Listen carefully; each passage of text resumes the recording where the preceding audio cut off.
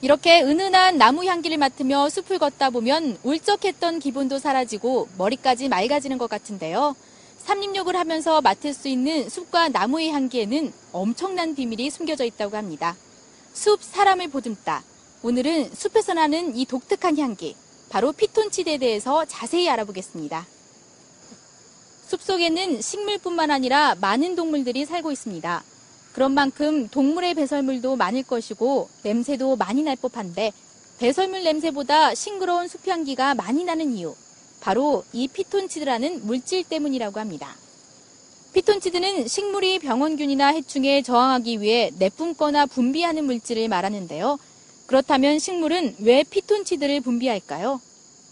피톤치드는 1943년 러시아 태생의 미국 세균학자 왁스먼이 처음 발표했는데 러시아어로 식물의라는 뜻의 파이톤과 죽이다라는 뜻의 사이드가 합해서 생긴 말입니다.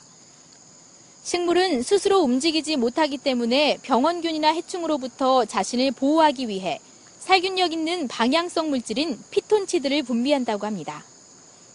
이러한 피톤치드는 휘발성 물질로서 향균작용, 향산화작용, 그리고 향염작용 등을 합니다.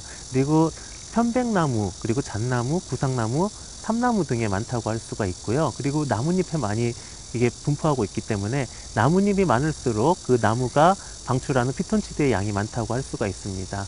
그리고 온도가 높지 않고 바람이 많지 않은 오전에 방출량이 많고요. 나무의 신진대사가 활발한 봄과 이른 여름에 그 방출량이 많다고 볼 수가 있습니다.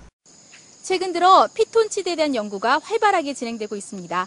이 피톤치드의 효능이 알려지면서 삼림욕을 하는 사람들이 늘어나고 질병 치료의 목적으로 숲을 찾는 사람도 늘고 있습니다.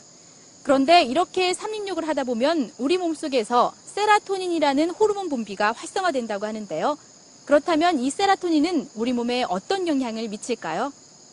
세라토닌은 앞서 말씀드렸던 엔돌핀이나 아드레날린의 과다 분비와 같은 상태를 진정시키는 역할, 즉 과도한 흥분이나 긴장, 이러한 것들을 진정하고 스스로 평정심을 찾는 데 큰 도움이 됩니다. 그래서 스트레스 해소, 불안감 해소, 그리고 우울증 같은 것들에 대한 완화, 이러한 역할을 하고요. 또 집중력을 높여갖고 학습에도 큰 도움이 된다고 볼 수가 있습니다.